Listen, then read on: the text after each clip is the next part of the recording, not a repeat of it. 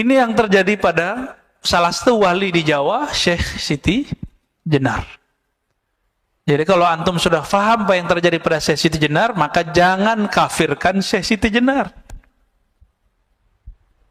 Dia sedang tenggelam dalam lautan keesaan Allah Subhanahu wa Ta'ala, sehingga dia nggak menyaksikan dirinya ada ataupun tiada, nggak ada dirinya.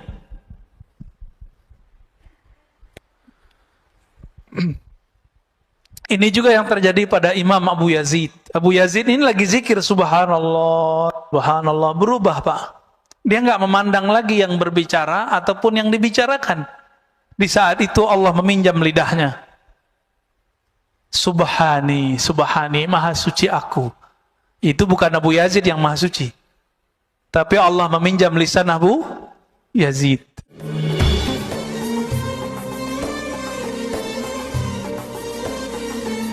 Assalamualaikum warahmatullahi wabarakatuh. Alhamdulillah rabbil alamin, hamdal hamidin, hamdal mustaghfirin, hamdan yuafi ni'amahu yukafi'u mazidah. Asyhadu an la ilaha illallah, asyhadu anna Muhammadan 'abduhu wa rasuluh.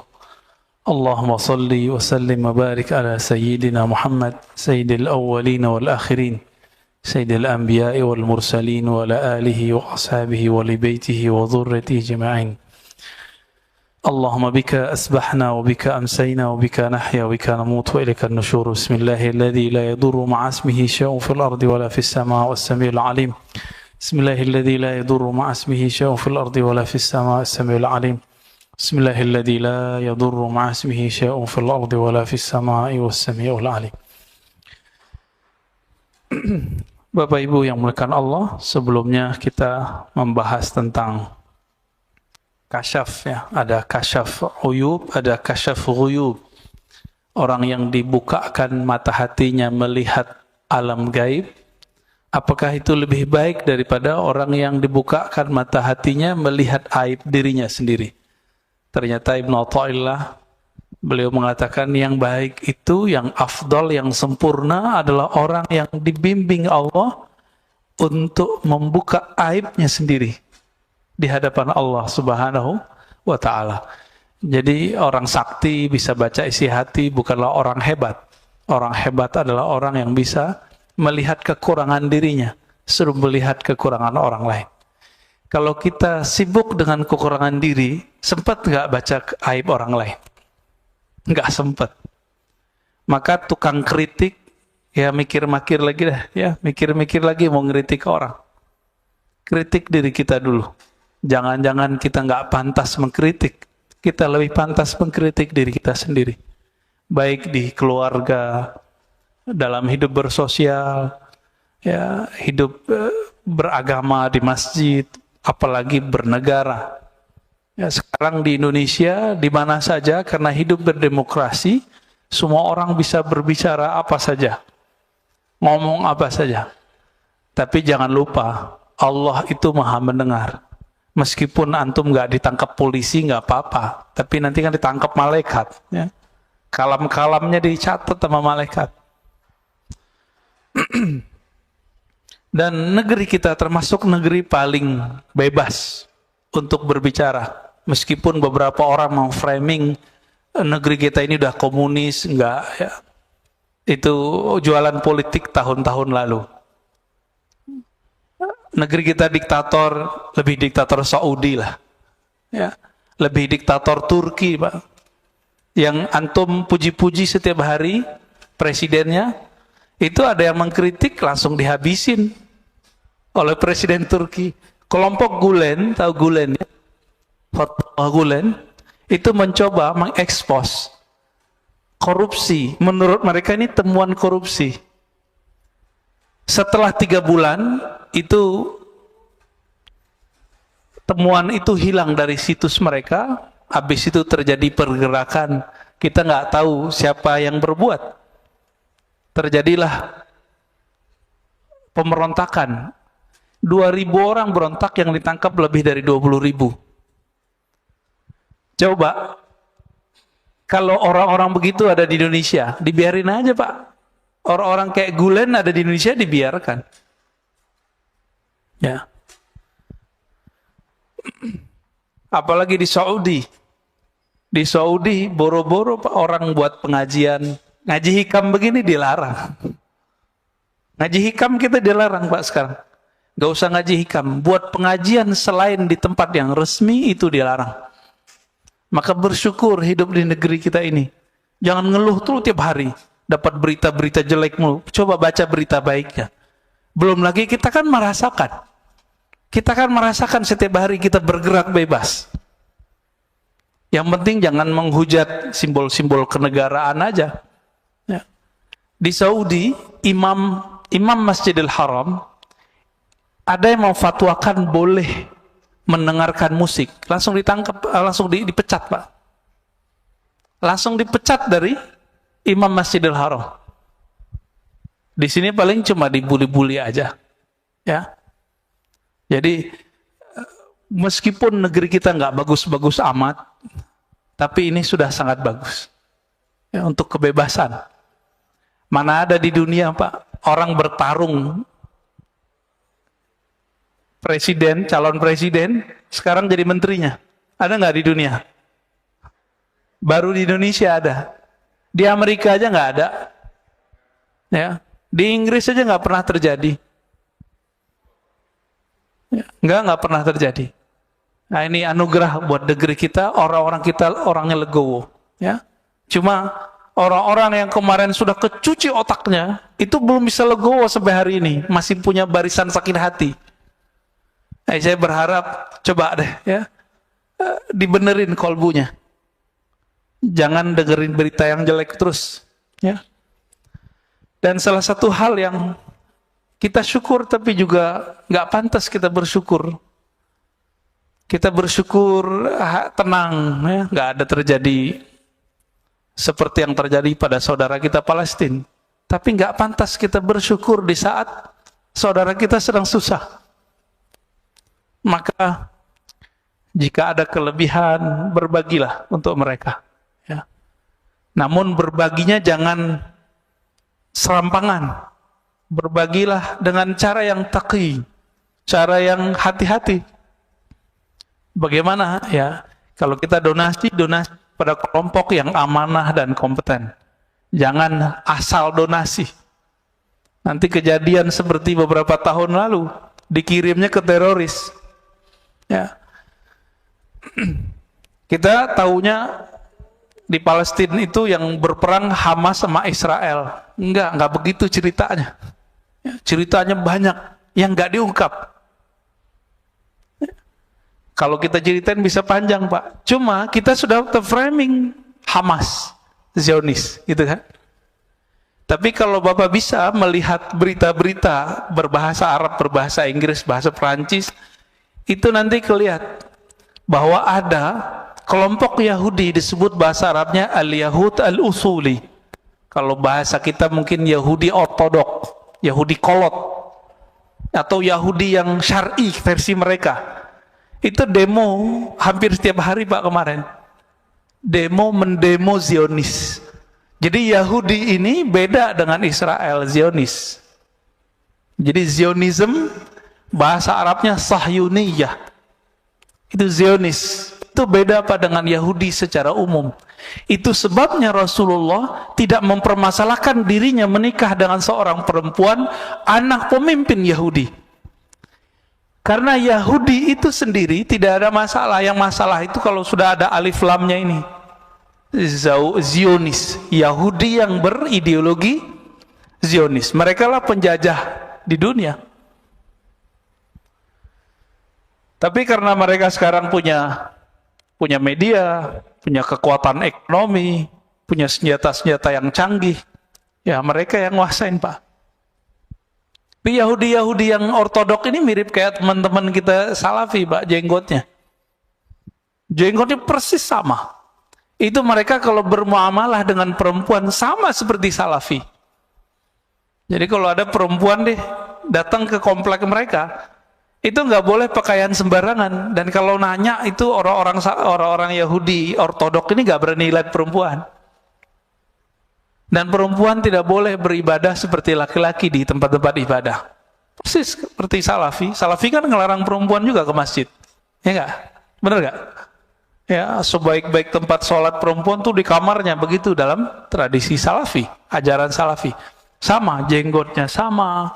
Jadi kalau mau memahami surat Toha, kisah Sayyidina Musa ngambil jenggotnya Sayyidina Harun, nah itu lihat Pak, Yahudi ortodok tuh jenggotnya sepanjang itu.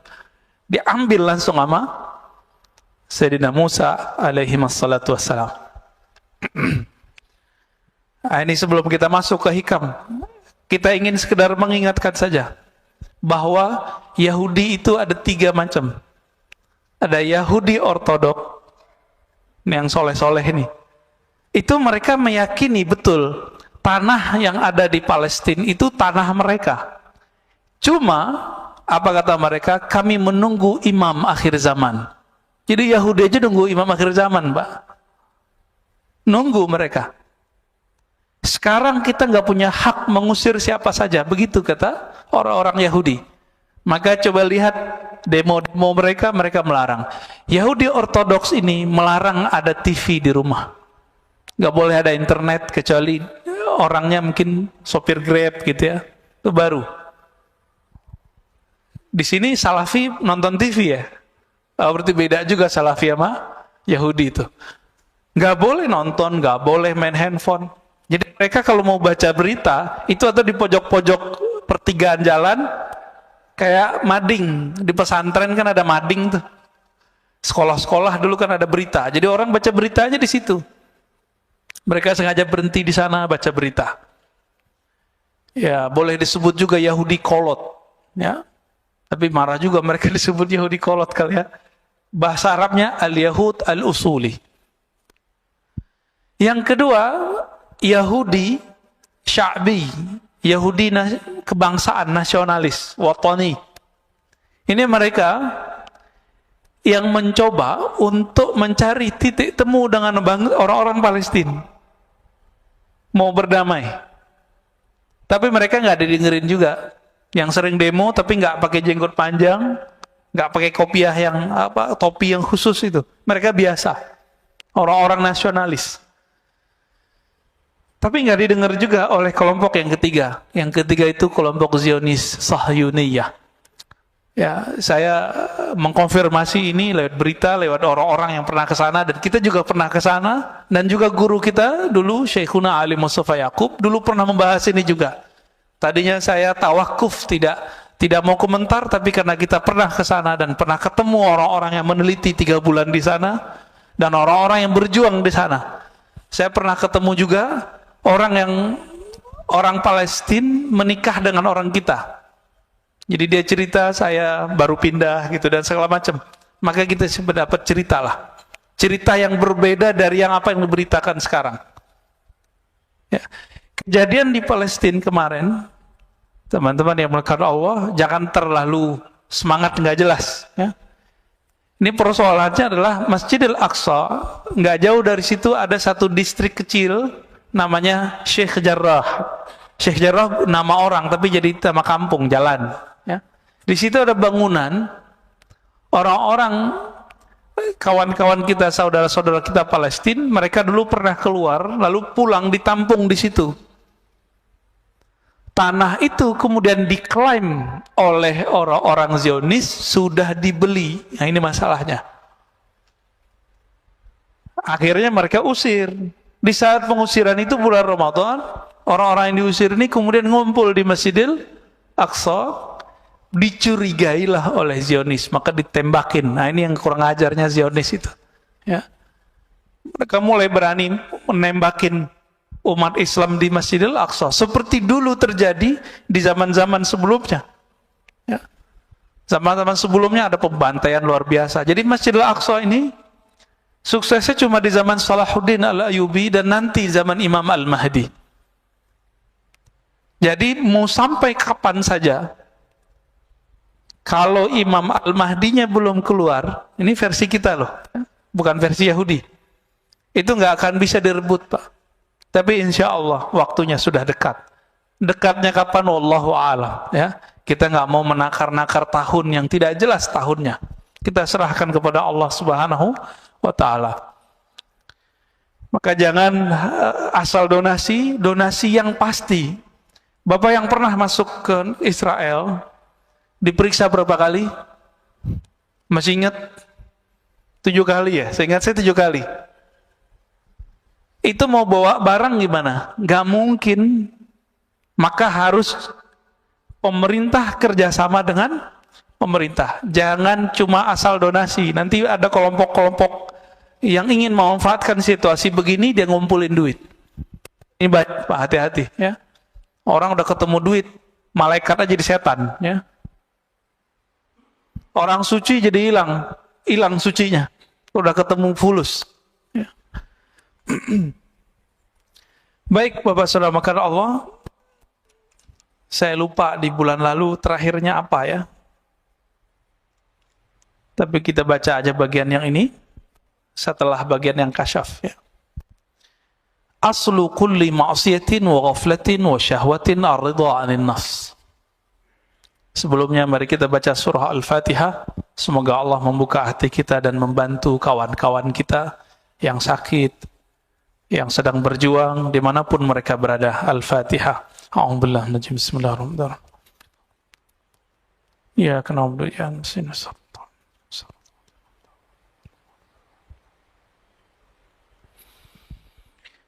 Qala Ibnu Athaillah Sakandari qaddasallahu sirrahu aslu kulli ma'siyatin wa ghaflatin wa syahwatin ar-ridha 'anil nafs. Sumber dari semua maksiat, sumber dari semua penyakit hati bernama lalai, sumber dari syahwat itu adalah ar-ridha 'anil nafs. Meridhai, membiarkan kehendak diri, membiarkan diri kita terpapar oleh syahwat, membiarkan diri kita menikmati tidur lalu tidak tahajud, membiarkan diri kita berdebat, membiarkan diri kita untuk memandang sesuatu yang tidak halal.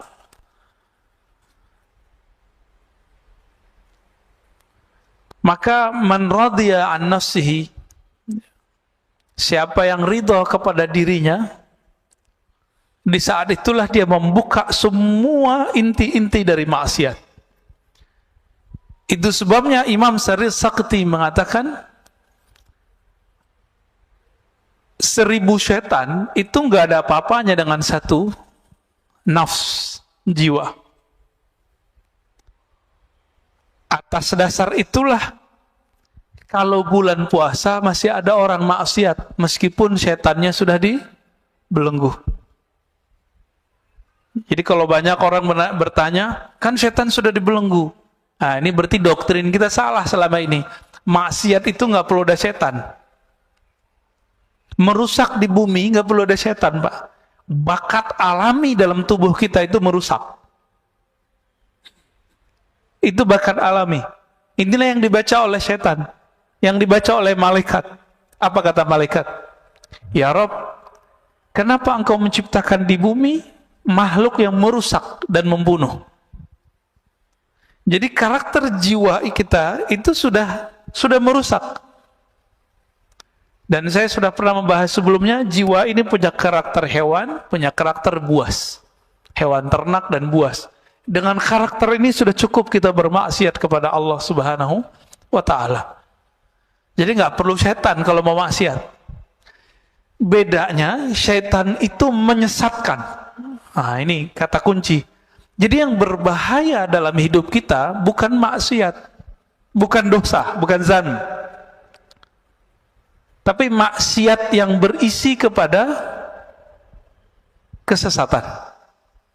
Pemahaman yang sesat, cara pandang yang sesat, ini yang berbahaya. Kalau dosa, semua kita dosa. Dan ini sudah digariskan oleh Allah Subhanahu wa ta'ala. Sehingga muncul hadis, kullu bani Adam khatta'un. Semua manusia itu pasti khata'. Apa arti khata'? Banyak salah, banyak dosa. Maka seorang manusia itu punya dosa itu biasa, Pak. Yang nggak biasa itu kalau dia sesat.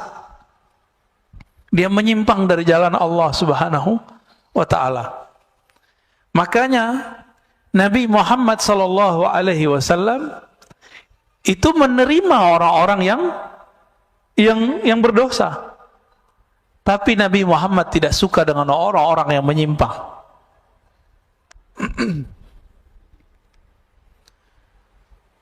Dan dibalik, kalau maksiat, taat, ya, kemudian syahwat, itu dimulai dari kita ridha kepada diri, lalu sebaliknya, pokok dari ketaatan, pokok dari kesadaran dan kehormatan itu adamur ridha minka anha. Kamu tidak membiarkannya, kamu tidak meridhoinya. Kalau sepertiga malam terakhir jam 3, maunya badan tidur atau sujud, Pak? Tidur, ya. Kita biarin begitu. Ini namanya asal kulli ma'asiyah. Maksiat mulainya dari situ.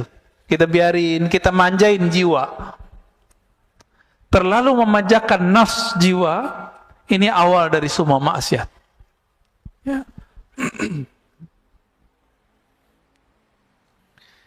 Oleh karena itu, Imam Nu'taillah As-Sakandari memberikan karakter seorang mursyid. Mursyid itu bukan orang yang hebat. Mursyid itu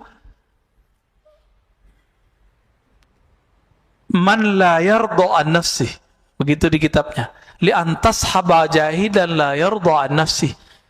Kamu berguru, bersahabat dengan seseorang yang tidak meridhoi dirinya, nafsnya, jiwanya, itu lebih baik daripada kamu berguru kepada orang yang meridhoi nafsnya, jiwanya.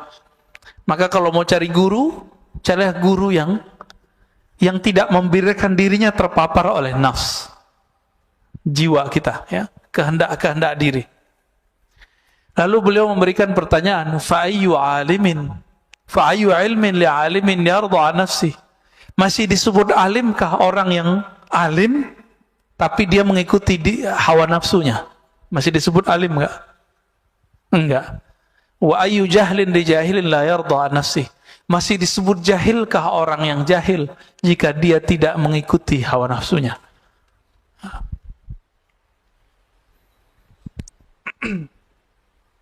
Sekarang kita masuk ke, ada satu istilah di dalam qalbu namanya basirah.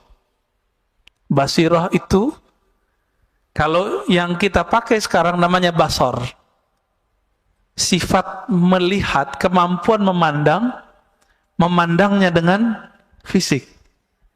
Ada yang memandang dengan batin, disebut dengan al-basirah.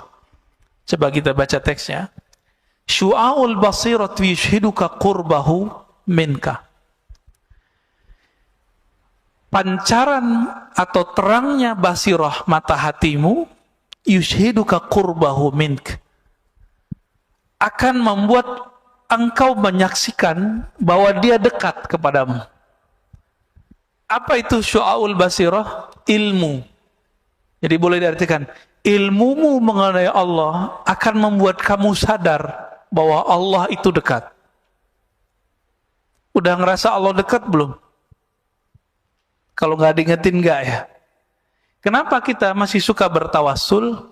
Karena kita merasa jauh kepada Allah. Kalau kita merasa dekat kepada Allah, itu nggak perlu tawassul, Pak. Jadi apa rahasia tawassul sebenarnya? Karena kita nggak punya kesadaran itu. Jadi ada di Inggris dua kelompok. Jadi kelompok Sufi Asy'ariyah, Sufi terus akidahnya Ahlussunnah Asy'ariyah, didebat oleh kelompok Salafi Wahabi. Pakai ayat wa idza sa'alaka ibadi anni fa inni qarib. Kata si Wahabi nih, Sufi, kalian tolol, kira-kira begitu. Allah kan dekat, ini ayatnya. Ini ayatnya, jika hambaku bertanya mengenaiku, maka katakan dia dekat. Ngapain kamu tawassul-tawassulan segala? Apa jawaban dari seorang, ini kelompok perempuan, Pak. Perempuan, tapi berdebat dan canggih sekali ya. Bikin kita jatuh cinta lah dengan dalil-dalil mereka. Apa kata si perempuan ini, yang Ahlussunnah, yang Sufi? Betul, Allah itu qarib. Tapi apakah engkau merasakan dekat kepadanya? Bengong juga si perempuan ya, yang Wahabinya.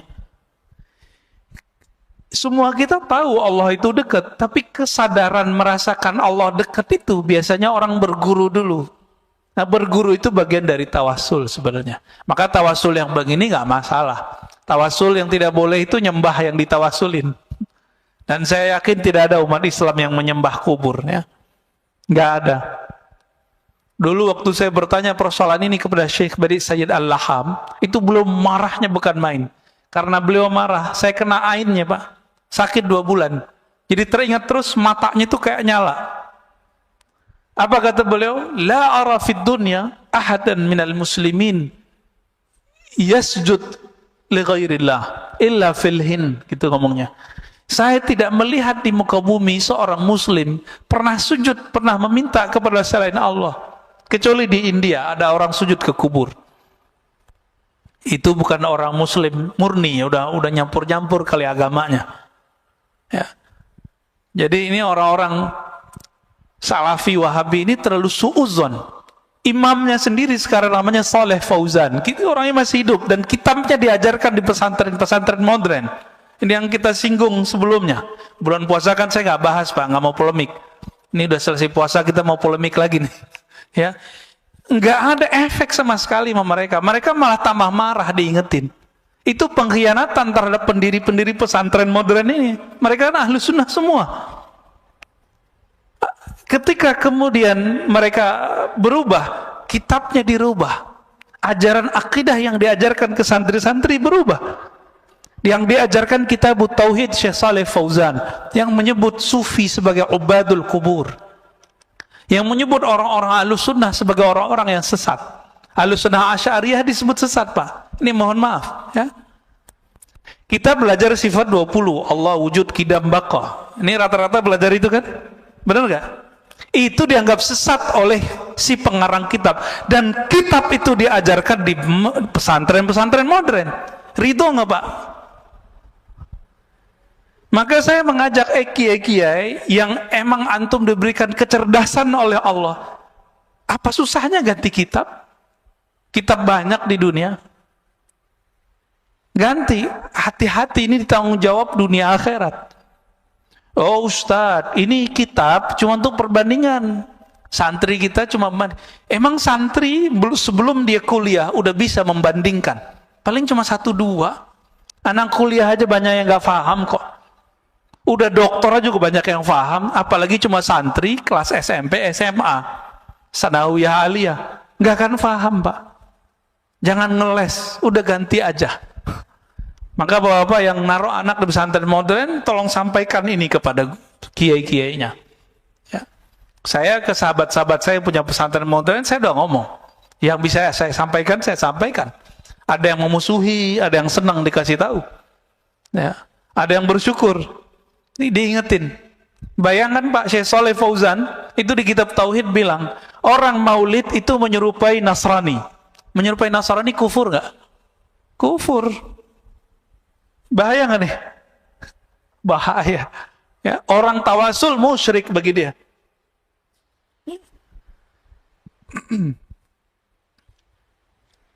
Baik. Wa ainul basirati tushhiduka adamak. Jadi ada pancaran ilmu mata hati. Jadi mata hati kalau sudah dapat ilmu, kita sadar Allah dekat. Tapi pancaran ini belum tentu membuat seseorang bisa memandang. Jika basirahnya sudah bisa merasakan memandang, tushhiduka adamak. Maka ketika engkau mulai membuka mata hatimu, kata beliau, tushhiduka adamak. Kamu akan merasakan bahwa dirimu itu tidak ada dibandingkan wujudnya. Jadi kita ini kalau nggak diwujudkan Allah, ada nggak? Nggak ada. Itu sebabnya seseorang yang faham bab ini, dia kalau berzikir la ilaha illallah, makna yang muncul adalah la fa'ila illallah. Apa artinya? Tiada yang berbuat kecuali Allah. yang berbuat ke dalam diri kita, yang berbuat kepada anak istri, keluarga, teman, negara kita, bahkan yang terjadi sekarang di Palestina, yang terjadi sekarang di Saudi, di negeri kita, itu nggak akan terjadi kecuali Allah yang pada hakikatnya menggerakkannya. Pandemi sekarang, izin Allah atau bukan? Izin Allah. Ridho nggak? Ridho ya. Pak Amirwan kemarin sakit ya? Kenapa? Kena COVID. Waduh, kena COVID juga. Kalau mas sebelah dibilang munafik, Pak. Ya, orang COVID disebut munafik. Saya di WA oleh seseorang, dia bilang, si Anu meninggal kena COVID, dia munafik. Allahu Akbar. Saya doain dia kena COVID. Ya, biar tahu rasa.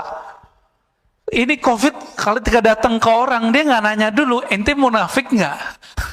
Nanya nggak dia? Dia nggak nanya, Pak. Kena aja. Dari dulu di masa sahabat Rasulullah sudah banyak sahabat-sahabat yang kena virus. Disebut ta'un.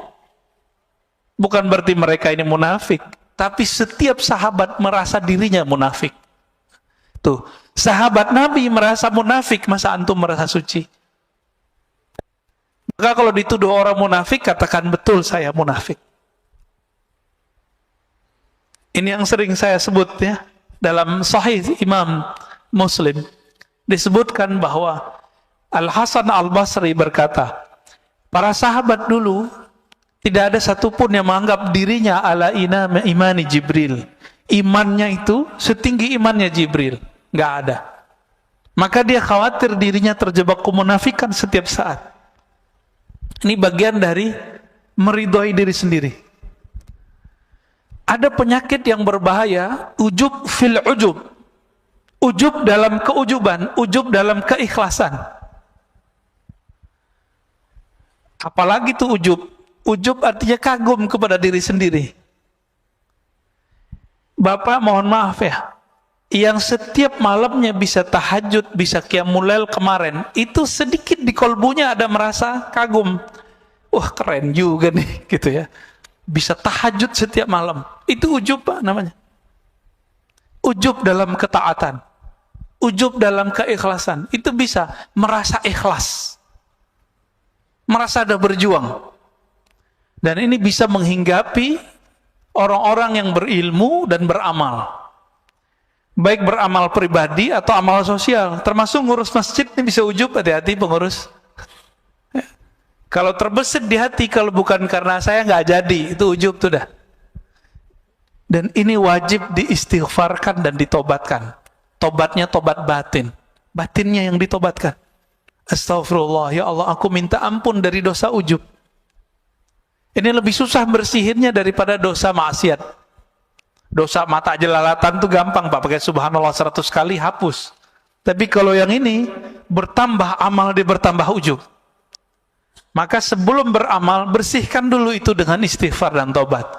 Oleh karena itu, guru-guru kita mengajarkan salat tobat setiap hari. Dibidahin lagi sama teman kita. Salat tobat itu dikiaskan kepada orang yang masuk Islam salat. Itu salat tobat sebenarnya. Ya. Jadi kalau sudah terbuka mata hati, lalu bisa memandang, yang dipandang di alam semesta bukan fisiknya, yang terlihat adalah campur tangan Allah Subhanahu wa ta'ala. Negeri kita ini, kalau bukan didoakan oleh para aulia, para wali-wali Allah, ini sudah chaos dari kemarin, Pak. Coba bayangkan, ya, pertarungan 01-02 kemarin, itu dahsyat sekali. Udah hampir bentrok ini umat. Sama-sama umat. Satu bawa nama umat, satu bawa nama umat. Sama-sama umat. Udah hampir habis kita ini. Tapi karena doa-doa mereka, ini negeri masih bertahan. Alhamdulillah. Bahkan orang-orang yang bertarungnya sekarang bergabung. Ini kalau nggak doa mereka, nggak akan aman, Pak. Nggak akan aman. Malaysia sempat kisruh juga masalah Perdana Menteri, ya. Kita doakan jangan sampai negara-negara jiran kita kena juga, ya. Ke atas sedikit, Patani udah lama kena musibah ini. Atas lagi Myanmar, sudah chaos Pak. Ya, ketutup sama berita-berita yang lain. Mereka hancur sehancur-hancurnya sekarang. Alhamdulillah negeri kita masih bertuhan lah mereka. Ya. Saudi nunggu waktunya aja. Perang saudara nanti mereka itu. Karena saudara udah ngantem saudaranya. Yang tersisa cuma itu. Yaman sudah hancur Pak. Benar nggak udah hancur? Ada Houthi di situ, perang sama Saudi. Tiap hari. Paling Abu Dhabi kerja sama Israel, kan repot juga Pak. Ya. Membingungkan. Qatar yang bantuin teroris waktu di Suriah kan banyak. Kelompok-kelompok di Qatar, mungkin bukan governmentnya yang bekerja, tapi kelompok-kelompok yang ada di situ. Bahkan teman memfatwakan bunuh temannya. Syekh Yusuf Al-Qaradawi memfatwakan bunuh ulama-ulama yang pro kepada pemerintahan yang di Suriah. Sampai begitu. Sampai guru saya Syekh Taufik Al-Buti habis kehilangan ayahnya. Datang ke UI Pak waktu itu, UI Salemba. Yang pasca sarjana kajian Timur Tengah. Kok ada mahasiswa nanya tega? Syekh, ente pro Asad atau anti Asad? Kok tega nanya begitu? Orang lagi berkabung. Beliau itu orangnya lembut. Itu kalau bahas apa bisa nangis. Bahas bab sholat istisqa nangis. Kita udah bahas tasawuf aja nggak nangis-nangis. Bahas zikir aja nggak nangis-nangis. Beliau bahas fikih nangis Pak. Saya nggak pernah ngeliat beliau marah. Itu sekali saya ngeliat beliau marah. Syekh Taufik bin Muhammad Sa'ir Ramadan Al-Buti. Ada yang nanya begitu. Apa jawaban beliau? La uayyidu bashar wa la uayyidu fulana, innama uayyidu ra'iyati ummati al-islamiyah. Saya enggak pro siapa-siapa, saya cuma pro kedamaian umatku, rakyatku. Gitu aja Pak jawabannya. Dan suaranya meninggi. Tega gitu ada orang nanya begitu sama dia, ya. Udah hancur Pak sekarang. Apa gorengannya? Nih hati-hati, Indonesia hampir berhasil nih.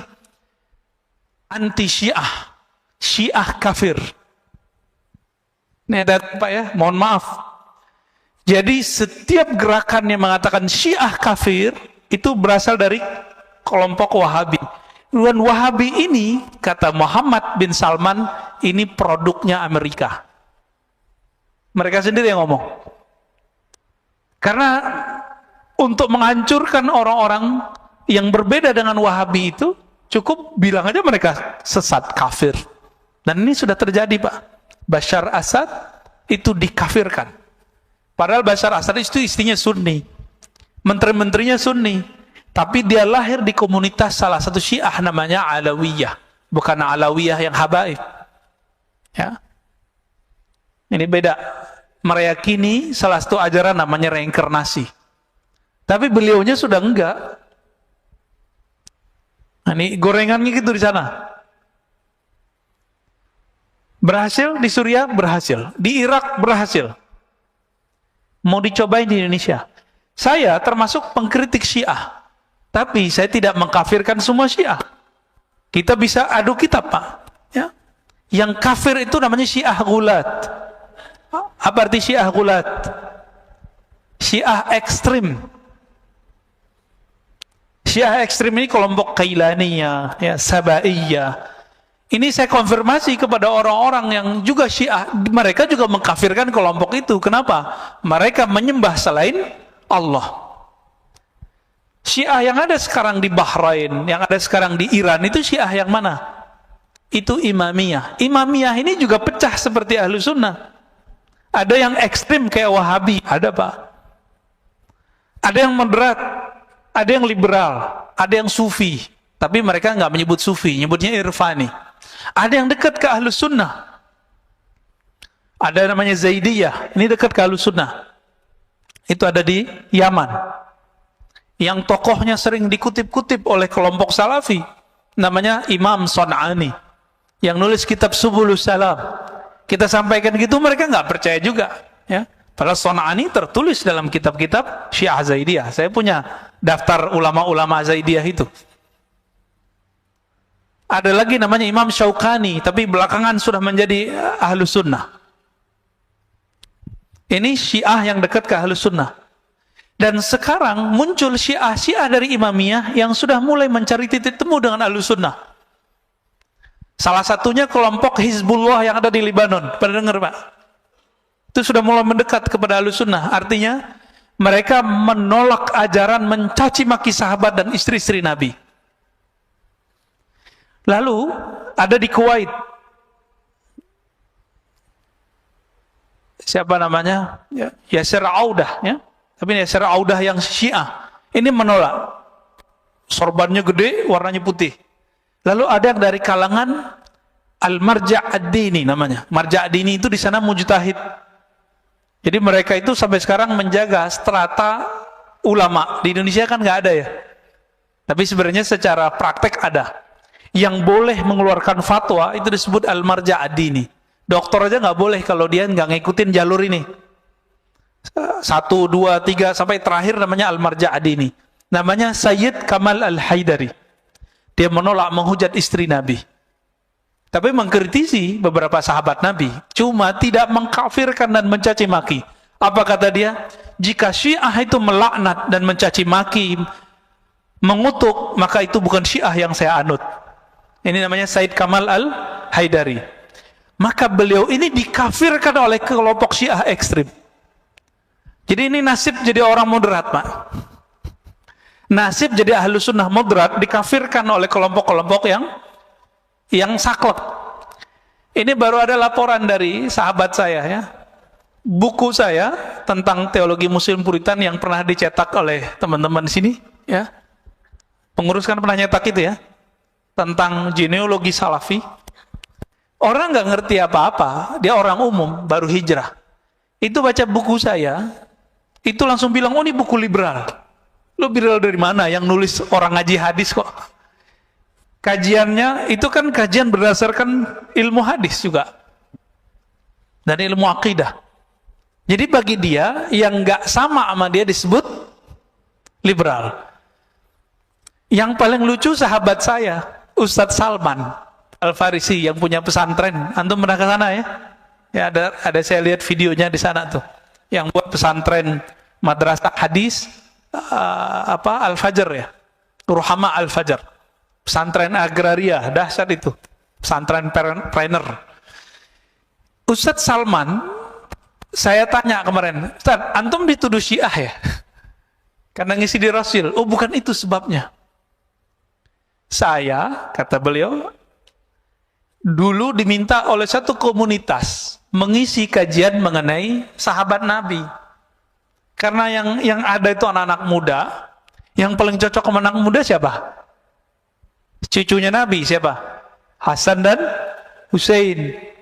Orang-orang Wahabi paling benci sama orang yang membahas Hasan dan Husain. Dianggap Syiah. Nah, itulah mulai ceritanya. Kita tahu persis, ya, Ustadz Salman ini Ahlus Sunnah bukan 100%, Pak, 1000%. Beliau khatam Kutubus Sittah, kitab hadis Bukhari, Muslim, Abu Daud, Tirmizi, itu lebih sering daripada saya waktu dia di Mekah. Mana Salafi sekarang yang khataman Sahih Bukhari, Muslim berulang kali? Nggak ada. Dia yang khatam tuh, Ustadz Salman tuh.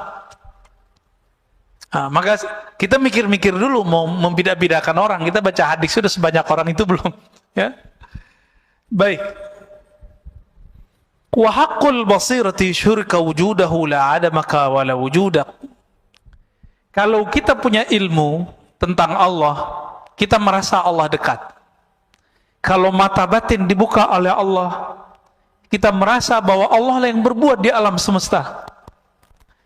Jika haqqul basirah disebut haqqul yakin.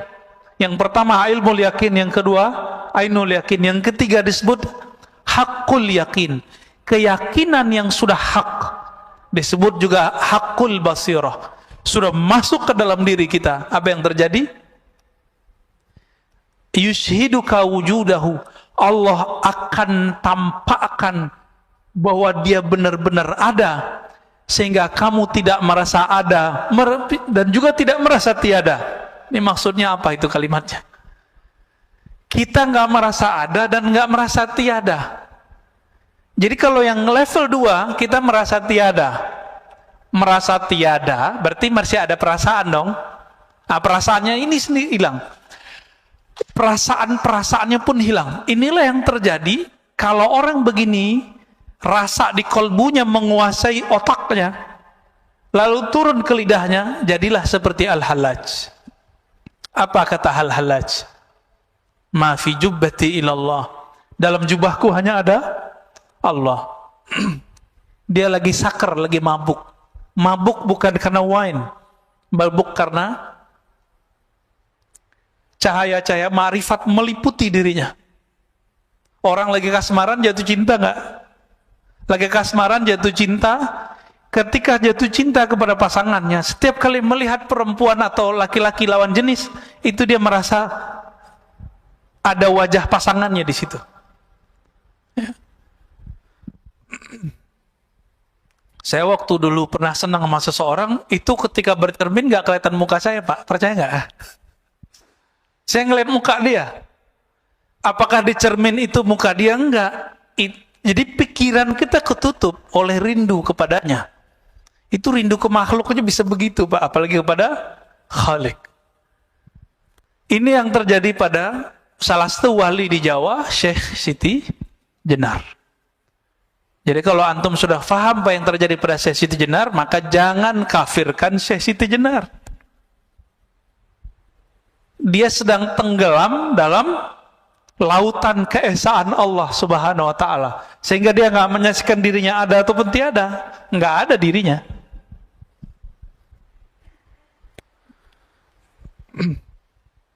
Ini juga yang terjadi pada Imam Abu Yazid. Abu Yazid ini lagi zikir subhanallah, subhanallah, berubah, Pak.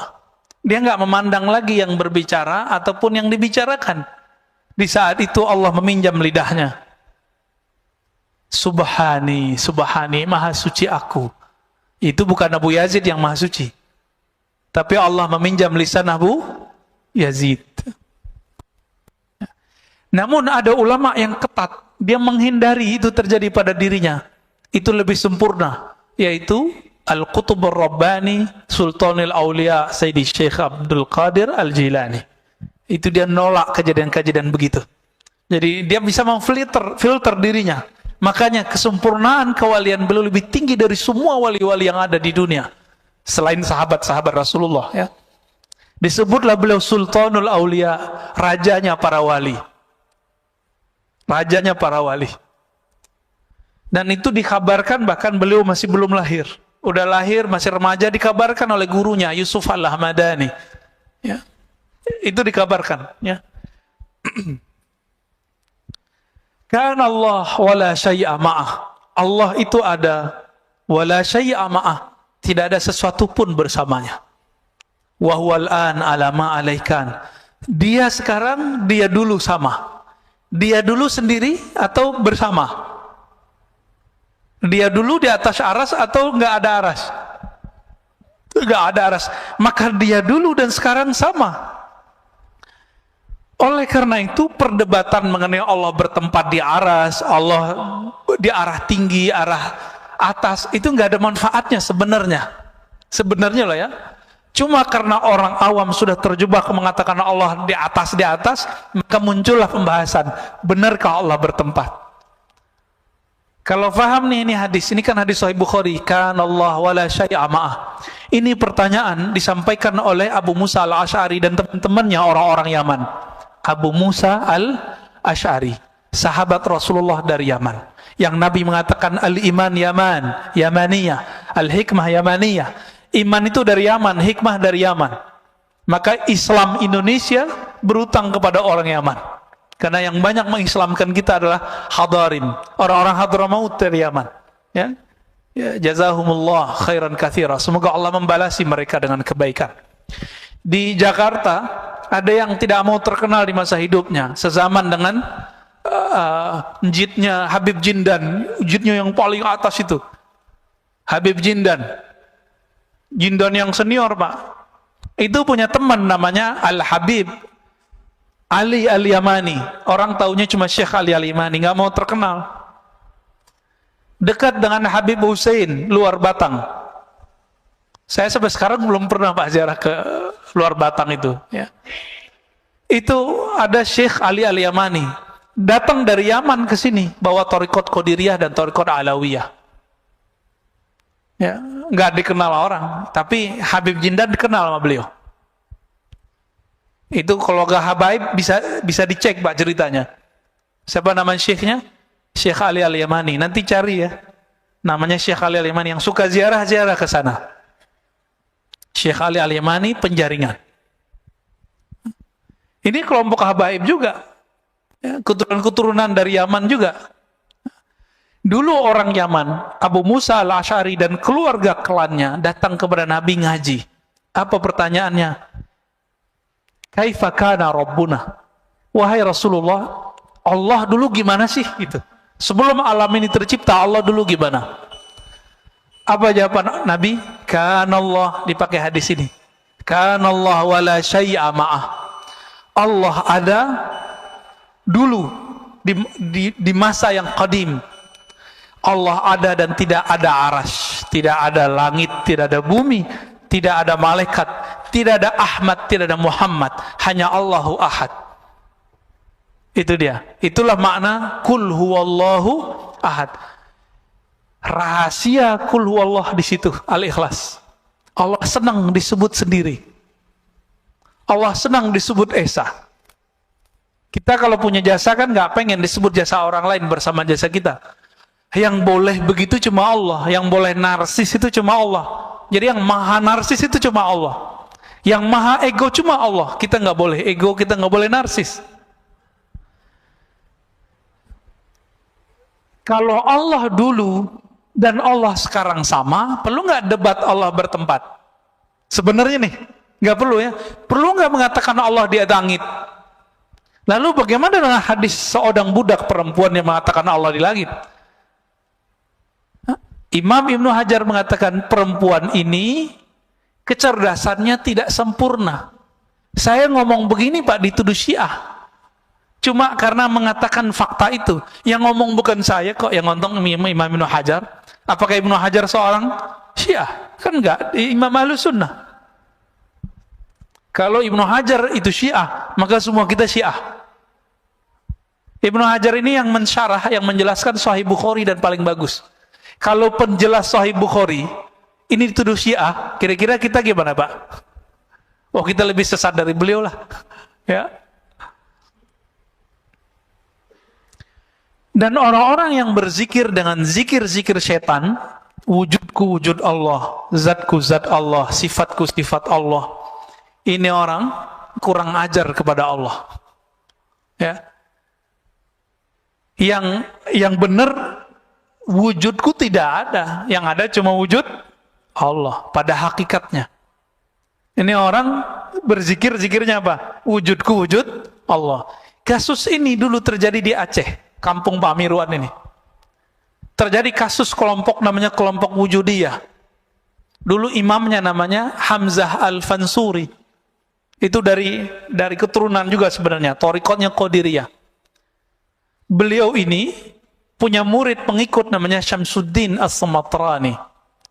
Mereka itu emang pengamal zikir dan sampai mengalami ekstase dan mengatakan wujud kami tidak ada, yang hanya ada wujud Allah.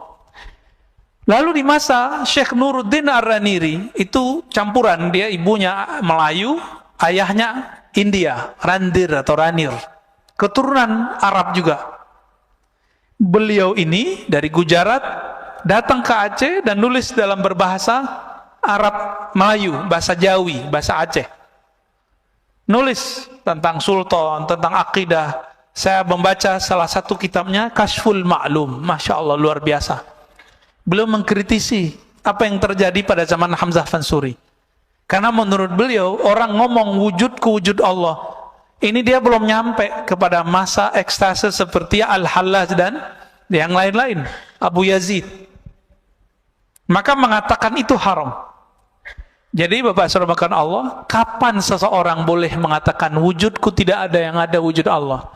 Dia kalau sudah sampai di hakul yakin.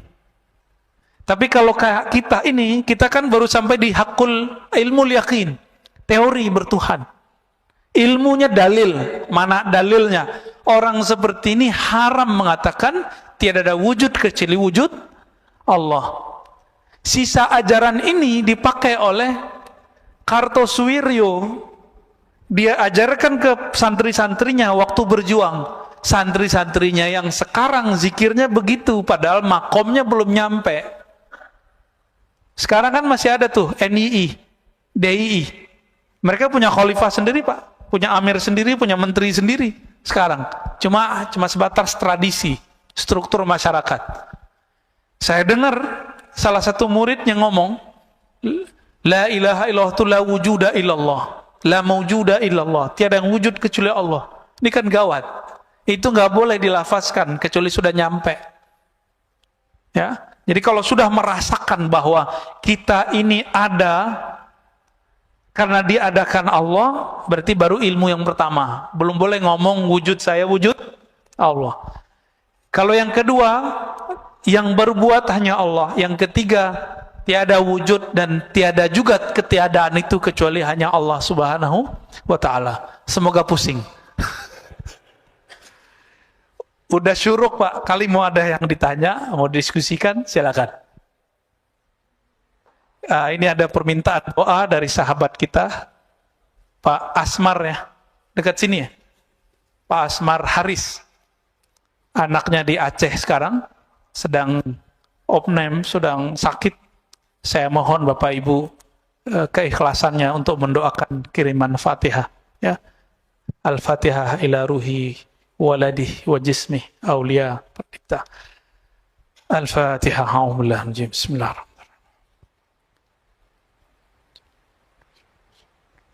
Suratul ladzina an'amta bil fatih wasir fatih. Amin. Sallallahu. Ya, silakan. Terima kasih. Assalamualaikum warahmatullahi wabarakatuh. Assalamualaikum. Memahami apa yang disampaikan tadi ya cukup memusingkan, betul. Cukup pusing. Jadi, namun dalam ini kita tetap berusaha bagaimana untuk bisa mendapatkan pemahaman yang lebih jelas untuk lebih mendekatkan diri kita kepada Allah. So, tadi dikatakan ada ilmu, kemudian ada diamal, kemudian yang paling tinggi itu adalah hakul yakin. Ini adalah yang melihatnya basiroh. Jadi bagaimana kita untuk bisa mewujudkan basiroh ini dalam diri? Apakah basiroh itu bisa diwujudkan di dalam diri kita untuk bisa meningkatkan pendekatan kita kepada Allah Subhanahu wa ta'ala? Bagaimana? Kira itu sebentar. Terima kasih. Assalamualaikum warahmatullahi wabarakatuh. Assalamualaikum warahmatullahi wabarakatuh. Caranya dengan riyadhah dan mujahadah, Pak. Apa arti riyadhah? Mengulang-ulang zikir yang diberikan guru, lalu mujahadah bersungguh-sungguh, dan yang ketiga ma'rifah, berma'rifat, berilmu. Dan yang paling cepat tuh yang nomor 3. Paling cepat. Maka kajian-kajian ma'rifatullah mestinya sekarang sudah nggak jadi aib lagi. Sudah nggak malu-malu lagi orang ngaji ma'rifatullah. Nah, kajian kitab ini, kitab Al-Hikam adalah salah satu mengarah ke sana. Mengarah ke ilmu ma'rifatullah, mengenal Allah Subhanahu wa ta'ala. Ya, dia membicarakan Allah aja. Bicarakan Allah, hubungan kita dengan Allah, masalah kita dengan Allah. Itu, Pak. Nanti muncul sendiri itu. Tapi karena ngajinya cuma sekali sebulan, susah, Pak. Saya nggak minta jadwal lagi, Pak ya. Udah nggak ada jadwal lagi, udah cukup udah 2 kali. Ya, udah ada risalah Kusyairiyah, udah ada hikam, itu udah cukup. Ya. Bahkan kalau perlu sekali juga nggak apa-apa. Ya. Kalau saya ngaji 2 kali seminggu, ngaji ma'rifatullah. Belum lagi kita buat kajian sendiri di Ribat. Itu bisa 3 kali, bisa 4 kali, Pak. Ma'rifatullah itu melahirkan rindu kepada Allah Subhanahu wa ta'ala. Kalau ada rindu, masa sekali seminggu doang, sekali sebulan doang? Nggak mungkin. Bisa maunya tiap hari kita ngomongin Allah. Itulah yang terjadi nanti pada ahli surga. Ketika mereka sudah bosan dengan nikmat seksual, udah bosan dengan nikmat makan dan minum, nikmat main-main, nge-game, Di sono kita terbang langsung, Pak. Semua yang ada di game-gamenya antum tuh ya. Itu nanti ada semua tuh, Indra. Ada semua nanti di sono. Yang dibayangkan orang bisa pindah-pindah planet, nanti di sono bisa semua. Nanti orang bosen. Ada kejenuhan yang nggak tahan. Makanya Allah muliakan ahlul firdaus. Orang firdaus ini, karena mereka menjaga ma'rifatullahnya pagi dan sore, dia zikir pagi, zikir sore. Subuh, maghrib. Itu dia tunggu dan dia merindukan. Setiap kali kita merindukan Allah, sebanyak itulah nanti kita merindukannya dan diberikan ru'yatullah nanti di surga. Jadi siapa yang Allah perlihatkan dirinya nanti di surga? Itu orang-orang yang setiap mau subuh dia rindu ke masjid, mau ketemu Allah di masjid. Allah bukan di masjid. Ini cuma media aja. Mau maghrib dia datang. Maka Ibnu Umar mengatakan, kami sahabat Rasulullah nggak ada tuh datang ke masjid udah azan, nggak ada. Kami datang dan rindu kepada Allah, rindu kepada Rasulullah. Kami berduyun-duyun masuk masjid, macet tuh, Pak. Kalau zaman sekarang udah macet duluan tuh. Sebelum maghrib itu udah rame masjid. Sebelum subuh udah rame masjid. Mereka dulu begitu sahabat Rasulullah. Maka Allah kasih rahasia mereka ini dan sampai zaman sekarang. Siapa yang menjaga dua waktu ini, Allah akan memperlihatkan dirinya melepas semua kerinduan ahli surga Firdaus 2 kali. Sehari, semalam. Pagi, sore. Tapi seharinya, sehari semalamnya sama dengan 1000 tahun dunia. Pagi sampai sore 500 tahun, sore sampai malam 500 tahun. Gimana nasib orang yang cuma minta bidadari 72 terus bunuh orang? Itu waras nggak sih, Pak? Ibu? Waras nggak? Saya mau dapat nikmat bidadari 72, terus saya ngebom orang, itu waras nggak sih? Maka saya mau mengetuk pintu hati siapapun yang berjuang fisabilillah, yang pakai hati nurani dong. Kan Allah suruh pakai akal yang sehat, karena Allah perintah afala ta'qilun. Maka memakai akal adalah memakai Quran. Memakai qalbu adalah memakai spiritnya Quran. Bukan cuma pakai dalil-dalil tertulis saja. Dalil tertulisnya begitu, prakteknya kayak tadi. 72 bidadari medikit. Semasa di dunia, Sayyidina Daud punya gundik 1000, Pak. Pelayan cantik-cantik semua itu. 1000 dan seluruh dunia. Bukan cuma wilayah Arab, Israel, Romawi, Persia, enggak. Seluruh dunia dia punya. Begitu juga Nabi Sulaiman. Seluruh dunia dia punya. Kaisar di Cina punya pelayan gundiknya 5000. Nggak sempat menggang kali ya. Kubur meninggal. Dan di sana nggak perlu pakai obat kuat, Pak. Semua minuman surga itu obat kuat. Nggak perlu di sana. Nah, kita mau dapat syahwat fasilitas surga atau mau ketemu yang punya surga? Kalau mau ketemu yang punya surga, wajib belajar ma'rifatullah. Wajib belajar ma'rifatullah. Bapak sholat 1000 rakaat nggak akan ketemu kalau nggak kenal Allah. Makanya dari awal kita sudah sering katakan, lebih afdal ngaji apa sholat sunat? Ngaji. Ngomong begini, ngomong tentang Allah, itu Allah lebih suka, Pak, daripada sholatnya nggak khusyuk. Antum nih sholat sekarang, kita lagi ngaji, pasti pikirannya kemana-mana. Atau merasa diri, wah ustadz nih, nggak bener nih orang, lo udah syuruk masih aja gitu ya. Semoga nggak begitu, Pak ya. Tapi saya yakin bertengkar tuh di pikirannya. Mau ngaji pas sholat sunat, mau ngaji pas sholat sunat, mending ngaji aja dulu. Tapi Bapak yang mungkin mau buru-buru silakan. Mungkin mau kerja. Sabtu mau kerja apa, Pak? Dikerjain kali ya. Jadi ngomongin begini nih, ngomongin sifat Allah, ngomongin surga Allah, ngomongin tentang Allah, itu Allah lebih suka daripada kita baca Quran berlapis-lapis tapi nggak ngerti. Tapi kalau Bapak ngerti kok bahasa Quran, di situ banyak sifat Allah. Allah juga suka. Jadi kapan baca Quran jadi mulia?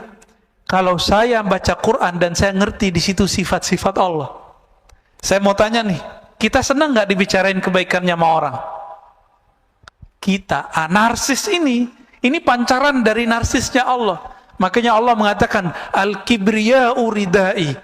Kesombongan itu, keujuban itu milikku semua, bukan milik kalian. Maka yang boleh sombong cuma Allah. Sombong artinya merasa besar. Lalu kita bicarakan kebesarannya, makanya Allah suka sama orang-orang begitu. Daripada sujud pikirannya kemana-mana. Ya, ini yang dikatakan oleh Imam Syafi'i, ya, diriwayatkan juga oleh Imam Ibnu Majah. Orang bicara ilmu tentang Allah, satu bab saja itu lebih utama daripada sholat 1000 rakaat. Lebih utama, Pak. Tapi jangan karena ngaji terus ninggalin sholat, gak bener juga ya. Kita udah bersama Allah, gak perlu sholat. Kan ada yang ngomong begitu. Ngapain sholat? Allah udah dalam diri. Ini sombong lagi nih orang, ya. Sombong lagi nih orang. Jadi caranya yang ketiga tuh paling, Pak, di umur kita sekarang yang paling cepat ma'rifat, berma'rifat. Karena kalau ngikutin Syabdul Qadir kuat nggak, Pak? Nggak tidur 20 tahun. Nggak tidur malam hari, siang aja tidurnya koilulah. Kuat nggak? Ini aja udah ubanan, Pak, ya. Nggak mungkin kita nggak kuat ngikutin Abu Hurairah tiap malam 12.000. Kita nggak kuat kayak Zainal Abidin setiap hari 1000 rakaat. Makanya namanya Zainal Abidin, namanya Ali bin Husain bin Ali. Gelarnya Zainal Abidin. Ini ada Habib Zainal Abidin, ya. Ya. Habib Ali juga kali namanya. Itu nggak kuat, Pak, kita. Ada yang sholawat di sini 1000, itu udah gempor, ya. Paling-paling cuma sholawat habis sholat. Kayaknya udah soleh banget gitu, ya. Paling-paling zikir pagi sore. Enggak, mereka kekasih Allah, kasih Rasulullah, sholawatnya bahkan setiap nafasnya. Beda sama kita. Kita nggak kuat ngikutin itu, Pak. Abu Yazid Al-Bustami, di zaman yang dulu masjid itu susah, salah satu amalannya adalah sholat di masjid, jalan kaki. Ini Masya Allah, masjid kita ini dekat nggak ke komplek? Pakai mobil, Pak, belagu. Ya. Sombong amat itu. Tapi nggak sombong lah, ya. Barangkali mobil tenang juga dibawa ke masjid. Modus, ngeles, ya.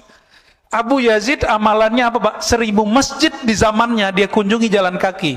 Ingat-ingat di masa kecil dulu, Bapak punya masjid di kampung, itu cuma satu kecamatan, satu masjid.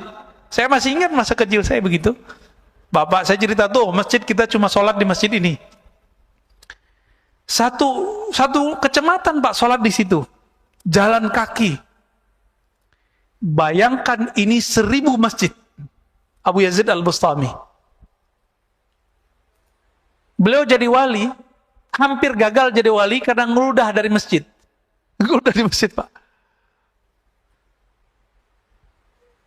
Gak berani Abu Yazid itu selonjoran kakinya. Ini lagi Jumatan, kakinya selonjoran. Ya. Nggak punya adab. Ya.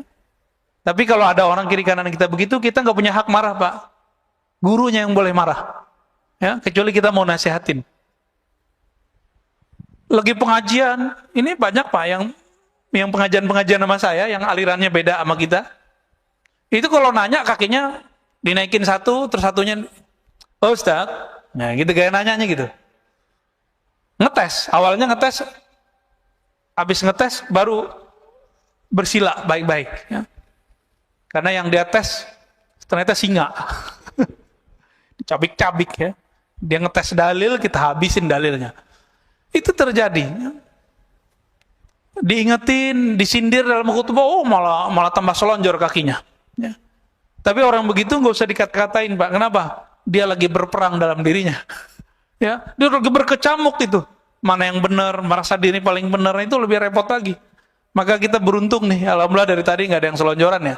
Kalau mau kayak gitu, Pak, kayak emas itu tuh. Kakinya naikin terus kita begitu. Nah, itu sunnah, coba praktekin rezeki. Bisa nggak? Bukan. Nah, kayak gitu tuh. Kayak gitu, Pak. Jadi kalau pegel Jumatan, kayak gitu, Pak. Jangan selonjoran, nggak sopan. Lagi pengajian, kita pegel nih, kesemutan, duduk begitu. Itu duduknya hampir 80% sahabat begitu duduknya. Jadi karena mereka lama ketemu Nabi. Cuma di negeri kita punya tradisi lain karena orang keraton. Ini agak berat. Kita duduk begitu udah nggak sopan. Tapi di masjid insya Allah aman lah ya. Ya silakan kalau mau duduk begitu. Baik. Udah 6:10. Mau lanjut? Cukup. Saya rasa cukup, Bapak Saudara Allah. Semoga kita dibimbing oleh Allah, diangkat derajatnya dari ilmu yakin kepada ainul yakin dan naik kepada hakul yakin, hakul basirah, yaitu bermakrifat mengenal Allah Subhanahu wa taala. Amin ya rabbal alamin. Allahumma nas'aluka ridhak. Ya Allah, dengan berkah salawat kepada nabimu dan Al-Qur'an yang Engkau turunkan kepada nabimu, faftah qulubana, maka bukakan mata hati kami. Allahumma rzuqna ridhak. Ya Allah, berikan kami ridhamu. Allahumma ja'al sayyiatina sayyiat man ahbabta. Ya Allah, jadikan kesalahan kami kesalahan orang-orang yang masih Engkau cintai. Wala taj'al hasanatina hasanat man abghadta. Ya Allah, jangan jadikan amal soleh kami amal soleh yang bersumber dari orang yang Engkau murkai. Allahumma rabbana atina fid dunya hasanah wa fil akhirati hasanah wa qina adzabannar. Ya Allah, berikan kami kebahagiaan memandangmu di dunia dan di akhirat, memandangmu di dunia dengan mata batin, memandangmu di akhirat dengan mata zahir dan batin. Amin ya rabbal alamin. Wa sallallahu ala nabiyina Muhammad walhamdulillahi rabbil alamin. Assalamualaikum warahmatullahi wabarakatuh.